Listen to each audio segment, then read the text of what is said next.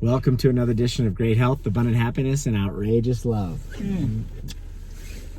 Just getting back up here to Copper. Wanted to do a quick video. We were just talking about beautiful snow up here still snowing. It's just incredible. Look at all the snow. Look out Karen's window. You can. Is that It's like up over the Jeep, and you can kind of look out this way. It's wild, but it just keeps coming, which is great. It's beautiful. It's great for the mountain. I love that.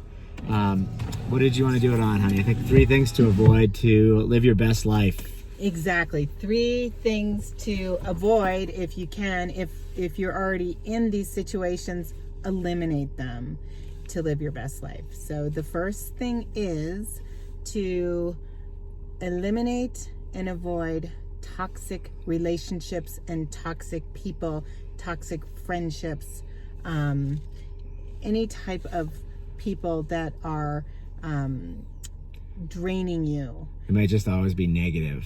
Right. Like, this snow out here, you run into some people and they'd say, oh my God, it's snowing again, another day, it's so cold, I'm sick of it. They're going on and on and on. We were just talking to someone talking about like it's living in a snow globe and how beautiful it is. Same weather, same day. 2 people have a whole different outlook on life. So it's just a simple thing about the weather, but people that are negative about everything. Exactly. Yeah. Exactly. So so that's really key. And sometimes it's difficult to get out of these relationships or let these people go. But if you've got that friend that calls you constantly and he or she is just downloading all their crap onto you and not really even looking for help or advice, they just want to download it from themselves onto you, right, and they really don't have an interest in what's going on in your life. Right. That's a toxic relationship. Right. And that's a relationship that really is not providing any value to either of you, really. Right. And Karen's talking about someone that does this constantly. This isn't a friend that's going through a tough patch, right, and they need a shoulder to lean on or cry on. You're talking about someone that just does this. This is their constantly personality. Yeah, and thank you so much for clarifying that, because obviously good friends and all of us, we have tough times, and we want to be able to rely on the people that we love and care for to give us, some guidance. Yeah. And so we want to be able to tell them what's going on in our life, no matter whether it's good or bad. But exactly, Jeffrey, I am talking about that friend that calls you constantly, and it's always a problem, and you can never offer up a solution. No matter what you say, it's never going to be the right solution. And then, of course, they're not really interested in what's going on in your life. So this relationship if you are in it. And, and I think a lot of people get sucked in because they start feeling bad for the person. But really what you're doing is you're enabling them to live. And you're also allowing them to dump on you, to put a big cloud over your life. Or worse, the old saying, birds of a feather flock together. What happens is also things wear off on you. Just like if you live in a certain area of the planet and there's an accent there, you might start picking up the accent. You could actually tend to pick up this habit of being, sarcastic. It's kind of funny. Some people think it's funny to be, making fun of this or that, or, bitching about the day. You could get caught into that, and that could become your habit. Anything you do for 30 days becomes your own habit. Absolutely. Right? That's exactly it. And people that are always talking negatively about other people, then gossiping. And then what happens sometimes, if you are hanging around this person all the time, you start to do it back. I had a really good friend, and it's such a shame because I love so many qualities about her, except that she talked negatively and poorly about everyone, and I'm sure she did when I wasn't there as well. And I just didn't want to fall into that path. And so I didn't have to come out and say, hey, we're not going to hang out anymore. It's just we're busy, and we just were able to find a natural separation from people that bring us toxicity. So there are easy ways to eliminate people like that from your life. Right, eliminate, or if it's just avoid. Avoid. And it might be if it's a store clerk that you run into or a place you go do business at. Maybe it's you just pay for your items and move on and just have a good day. But yeah, maybe it's just avoid. But Exactly. What's the second thing that you want people to avoid? So the second thing to avoid and or eliminate, because chances are that you are already in possession of these items. Get rid of toxic products. So, specifically, I can't remember if it's 8 to 15 products that men and women use on their bodies every day. I'm not sure. That's I learned this from you, but yeah, it's correct. Like that 8 to 15 products that one person, types of products they use on them each day, right? Exactly. I mean, you've got toothpaste. I didn't believe it until I started adding it up. Body wash, shampoo, conditioner, shave cream, face lotion, body lotion. The list goes on and on. And chances are a lot of these products that you're using have toxic chemicals in them. So, and what really disturbs me are the products that, that have a pink ribbon on them. And so they donate proceeds to wonderful causes. But how about you stop being part of the cause of those cancers while you're trying to donate money to them? It's so misleading to the public, because most of those products are the very products that have carcinogens, hormone disruptors, and other cancer-causing ingredients that have led to the cancers. Right. So how do people know you have a link, right? That gets, there's a lot of these things you probably can't even pronounce them. They're chemicals. Like, you have a list that you're gonna post? Yes, there's a list. I'm gonna call it the Never list. It'll be in a link below. And if you want to print that out and go through all the products that you have in your bathroom or wherever you keep your products, and if they have any of these ingredients, just throw them out. You're worth more, or return them. But don't give them away to anybody else, because then you're just giving other people, harmful chemicals as well.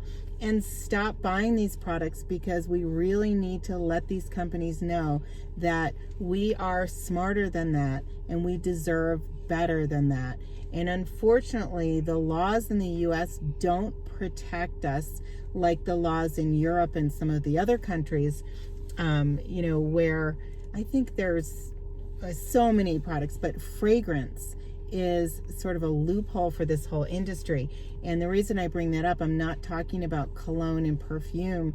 I'm talking about all these products that use a scent. Right. And they use the word fragrance in the ingredient list. Fragrance can be anything. It's a loophole in the industry. And we also, our laws are not that strict that we allow so many toxic chemicals in our products. So right there. And the other thing is, for anyone with gluten intolerances, so many shampoos. You wouldn't think about it, right? You would never think about that. So many shampoos and body products have gluten in them. And what you need to understand is that within 26 seconds of putting anything on your body, 60% of that is absorbed into your bloodstream. Well, if you remember from your old biology classes, the skin, the epidermis, is the largest organ in your body, right? So Exactly. You think, well, I'm not eating the shampoo, so how can I get the gluten in me? It just gets absorbed through your skin, right? Absolutely. Right. So, I've dealt with people that have these gluten intolerances that are adamant that they're not having any gluten in their diet. Maybe they go out and they have ordered something gluten-free, but yet they're not feeling 100%. So, you might try to blame it on the restaurant, and they may have provided you with a gluten-free meal. So look at your products. Yep. And that's it's not just gluten. Aside from that, it's the toxins that I'm really concerned about. And so the third item... Right, speaking of gluten, it makes me think of food. You're talking about toxic foods you have to be careful of. The third item is eliminate toxic foods from your life. You might even say the non-foods when you look in, because it's a food and it's ingredients that are toxic. Toxic, right? When you look at the labels, one of the things you had taught me is like looking at these labels, and less is more.